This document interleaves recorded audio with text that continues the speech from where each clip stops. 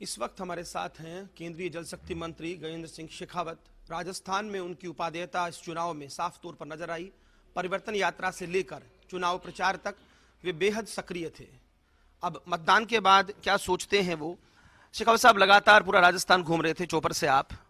मतदान के बाद थोड़ा रिलैक्स तो होंगे ही, पर कहीं ना कहीं मतगणना का इंतजार होता है। तो क्या राजस्थान में राज बदलेगा या रिवाज? देखिए, राजस्थान में न राज बदलेगा और न रिवाज बदलेगा, बल्कि राजस्थान में दोनों ही बदल जाएंगे। राज बदलेगा ये तो मैं पिछले लगभग 3 साल से इस बात पे बात करता था।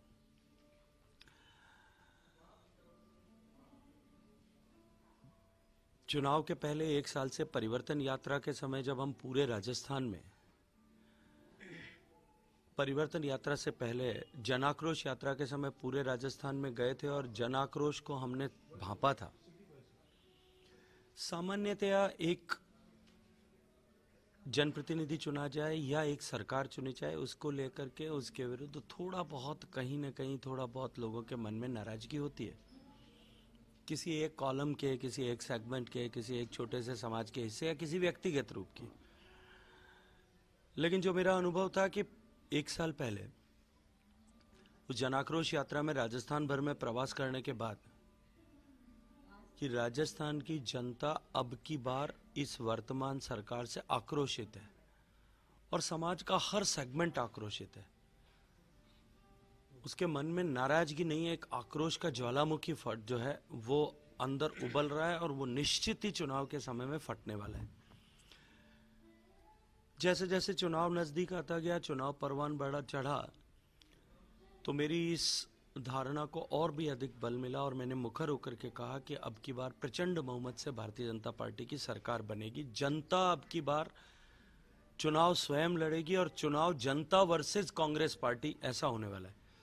और वही हुआ, हमने देखा। परिवर्तन यात्रा आते आते जिस तरह लोगों का उत्साह था, उमंग थी, वो चरम पर था। और model code of conduct impose होने के बाद तो सारे बैरियर्स टूट गए थे, पब्लिक को चुनाव लड़ रही थी। तो ये तो तय हो गया है कि राज बदलने वाला अब नहीं रहेगा। रिवाज जो था कि हर 5 साल बाद में राजस्थान में ये रवायत थी कि सरकार बदल जाती है, फ्लिप ऑफ द गवर्नमेंट होता है। अब की बार जितना आक्रोश लोगों के मन में है और जिस तरह से जनता ने मुखर होकर के वोट किया है, अब की बार ये रिवाज भी समाप्त हो जाएगा। गुजरात की तरह लगातार भारतीय जनता पार्टी की सरकार बनी रहे, इसका सीड जो है अब की बार राजस्थान में भारतीय जनता पार्टी के लिए प्लांट हो जाएगा। एक रिवाज ये भी था, लगातार 2-3 टर्म से पूर्व मुख्यमंत्री बनते थे। चलिए, वो समय तय करेगा। लेकिन एक बात मैं आपको कहना चाहता हूँ, मैं 1993 से राजस्थान के चुनावों को बहुत बारीकी के साथ में जिया है, उनके साथ में मैंने काम किया है, चुनाव में हिस्सेदार रहा हूँ, भागीदार रहा हूँ। मैं आपको भी इस दृष्टिकोण से सोचने के लिए आपको अनुरोध करता हूँ। देखिए, मैंने वो चुनाव भी देखा है जब राजस्थान में पहली बार भारतीय जनता पार्टी को बहुमत मिला, स्पष्ट बहुमत मिला, 120 सीट मिली। मैंने वो चुनाव भी देखा जब राजस्थान में प्रचंड बहुमत के साथ में भारतीय जनता पार्टी की 163 सीट की सरकार बनी। 14 और 19 के वो दोनों चुनाव जब नरेंद्र मोदी जी का तूफान चरम पर था, भारत भर के लोग नरेंद्र मोदी जी को प्रधानमंत्री बनाने के लिए 2014 में, परिवर्तन के लिए, और 2019 में एक बार फिर उनको मौका देने के लिए देश भर के लोग लालायित थे, जो है वो इच्छा रखते थे, उत्कंठा रखते थे। लेकिन तब भी पब्लिक इस तरह से मुखर होकर के नहीं बोलती थी और आती थी, जैसा अभी 2023 के इस चुनाव में देखने को मिला।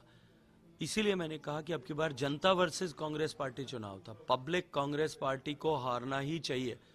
जिस पार्टी ने महिलाओं के प्रतिष्ठा पर दाग लगाया राजस्थान में, राजस्थान की पहचान को खराब किया, किसान को आत्महत्या के लिए मजबूर किया, युवाओं के भविष्य के साथ में खिलवाड़ की, उस पार्टी को सरकार में और सत्ता में बने रहने का अधिकार नहीं है। ये जनता ने तय कर लिया था। बहुत सफाई से निकल गए, खैर ये आपकी खूबी भी है। पर मैं नंबर गेम की अगर बात करूं, क्या लगता है गजेंद्र सिंह शेखावत को, क्या लगता है राजस्थान में आंकड़ा ये आ सकता है? क्योंकि देखिए, अगर वोटिंग परसेंटेज की बात करूं, ट्रेंड्स की बात करूं मैं 98 से लेकर 2018 तक, तो जब जब वोटिंग परसेंट बढ़ा है भाजपा की सरकार बनी है, लेकिन इस बार ये जो वोटिंग परसेंट बढ़ने का अंतर है वो बहुत ज्यादा नहीं है।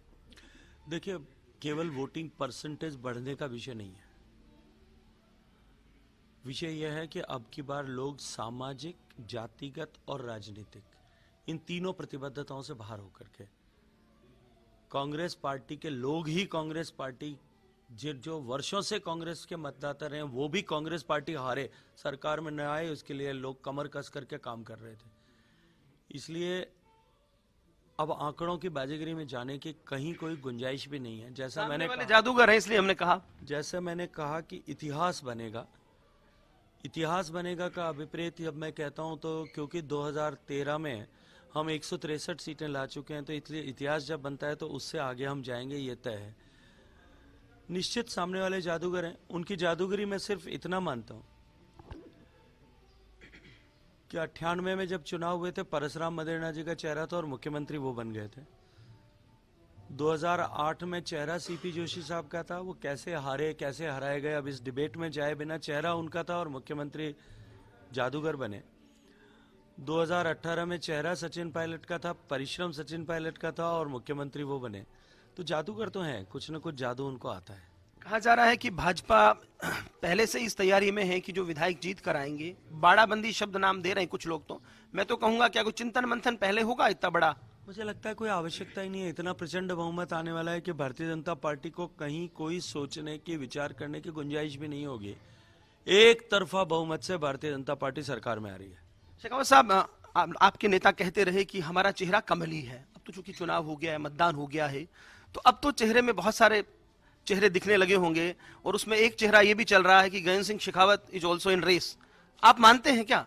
मुझे तो समझ में नहीं आ रहा को रेस हो कहाँ रही है। स्वाभाविक तौर पर आपकी आला कमान के, मुझे नहीं लगता कि ऐसा कोई रेस भारतीय जनता पार्टी में होती है। मैंने तो पहले भी हमेशा स्पष्टता के साथ कहा है, चुनाव का परिणाम आने दीजिए, चुने जाने वाले विधायक साथ बैठ करके अपना नेता चुनेंगे और पार्टी का पार्लियामेंट्री बोर्ड और शीर्ष नेतृत्व उस पर अपनी मोहर लगा देगा। लेकिन मैंने बहुत स्पष्टता के साथ में पहले भी कहा है, देखिए, इस बार भारतीय जनता पार्टी के हम सब कार्यकर्ताओं के लिए व्यक्ति महत्वपूर्ण नहीं होगा। हमारे लिए महत्वपूर्ण ये होगा कि माननीय नरेंद्र मोदी जी के सपनों का जो भारत, जो विकसित भारत बनाने की संकल्पना लेकर के इस अमृत काल में हम चलें कि 2047 तक, आगामी 25 साल में हम भारत को विकसित भारत बनाएंगे। इस संकल्पना को सिद्ध करने के लिए तो हम सब जुटे ही हैं। लेकिन मैं ऐसा स्पष्ट रूप से मानता हूं और ऐसा मानने के, ऐसा विश्वास करने के लिए मेरे पास में अनेक कारण हैं कि राजस्थान में वो सारी क्षमताएं हैं, all capacities, capabilities and potential, कि राजस्थान इस प्रगति की यात्रा में, भारत के विकसित होने की यात्रा का ग्रोथ इंजन बन सकता है। हम सब लोग मिलकर के राजस्थान को इस तरह से आगे बढ़ाएं और राजस्थान को इस तरह से विकसित करें कि राजस्थान विकसित भारत का एक औद्योगिक हब बने, राजस्थान विकसित भारत का बनने की प्रक्रिया का ग्रोथ इंजन बने, और इसके लिए हम सब लोग समर्पित भाव से, जो कोई भी राजस्थान का मुख्यमंत्री होगा वो यशस्वी बने, वो सफल बने और हम इस संकल्प को सिद्ध कर पाएं, इसके लिए पूरे प्राण और प्रण की ऊर्जा से काम करेंगे। बहुत शुक्रिया। तो ये थे गजेंद्र सिंह शेखावत। सुनिएगा, महत्वपूर्ण बात कही है कि राजस्थान में राज भी बदलेगा और रिवाज भी बदलेगा। अब इस रिवाज के कई मायने हैं, सियासी जानकार समझेंगे, और साथ ही साथ उन्होंने ये भी कहा कि इस बार व्यक्ति महत्वपूर्ण नहीं होगा, नरेंद्र मोदी के सपनों का राजस्थान बनना ज्यादा महत्वपूर्ण होगा। कैमरा पर्सन अजीम भुट्टा के साथ Lakshman Raghav, first India news, Bikaner.